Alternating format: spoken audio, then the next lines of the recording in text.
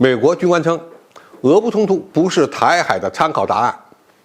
美国最好的选择到底是什么？观众朋友，大家好，我是福全少。在俄乌冲突打了400多天之后，西方仍然把这场将俄罗斯拖入泥潭的战争与台海军事危机混为一谈。美国国防部在一份外泄的文件中评估称，与俄罗斯在乌克兰的表现相比，解放军空军更有机会建立起早期制空权。这份文件指出，解放军的现代化、快速的行动节奏，以及在靠近台湾的东部战区使用民用船只来演习，正在大幅度的削弱美国情报机构发现异常活动及大陆攻台准备的能力。以台军现有的防空力量，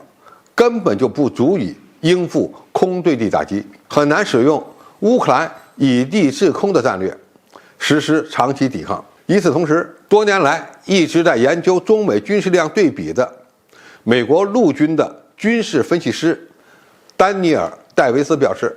台湾地区当局对战争的准备严重不足，最好还是降低冲突，避免战争。针对台湾社会中出现的台海有海峡阻隔，应该能够坚持足够长的时间，等到美国进行干预的观点，戴维斯直接表达了他的观点。首先，中国大陆可能会通过俄乌冲突学到经验与教训，有了更具体与更完备的攻台战略，胜算因此而大幅度提高。第二，中国大陆拥有俄罗斯所没有的军事优势，而台湾地区又不具备乌军的优势。乌克兰武装部队的战斗意志非常顽强，作战相当勇猛，超出了世人的预期，主要是乌军在东部地区打了8年内战的结果。而台湾社会长期处于和平环境，台军义务兵的服役期只有4个月，仅仅达到了学会如何开枪射击的程度，根本就没有时间接受战斗和战术训练，与乌军相比，完全不可同日而语。第三，乌克兰西部的民众对俄罗斯存在着民族歧视，而海峡两岸的民间并没有太大的敌意。台湾地区绝大多数的人都认为两岸是有缓和余地的，他们都希望避开战争。第四，台湾岛四面环海，因此战争一开始，台湾岛立即就会被孤立。一旦解放军实施海上封锁，几乎就预示了台湾被统一的结果明确了。第五，俄军虽然持续以弹道导弹和巡航导弹打击乌克兰的重点目标，但是数量明显偏少。相比之下，中国大陆不仅拥有大量现代化的导弹储备，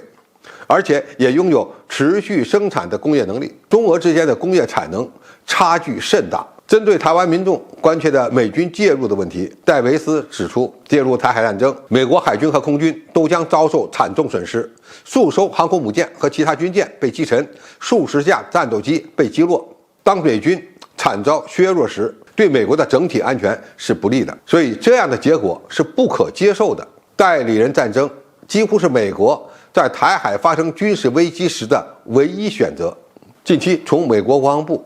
到美国智库的学者，似乎都受到了乌克兰危机的启发，希望在台海打一场代理人战争。这是美国风险最小、收益最大的尝试。现在的问题是，中国大陆如何应对呢？首先，做好长期对台军事封锁的全面准备。长期封锁可以大幅度地降低军事风险，避免代理人战争的局面，但是附带的影响可能是军事危机长期化。对台湾岛实施长期封锁是避免战争长期化的基础，这需要我们在军事、经济和法律层面上做好全面准备。其次，要做好使用外科手术式打击以达成目标的军事准备。代理人战争要想成功，其前提是战争会进入长期化，而长期化战争又需要依赖城市巷战，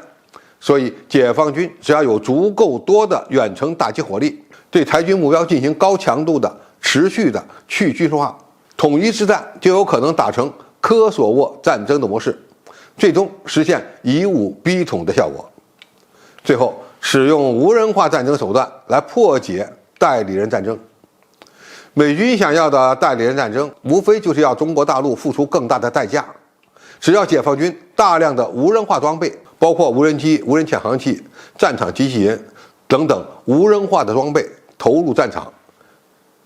就能在很大程度上避免人员伤亡，而且呢，可以大大的缩短战争的进程。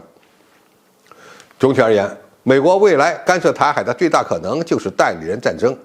这就需要我们做好最坏的打算，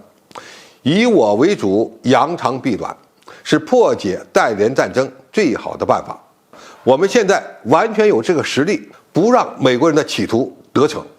好，今天评述就到这里，谢谢大家收看，我们下期再见。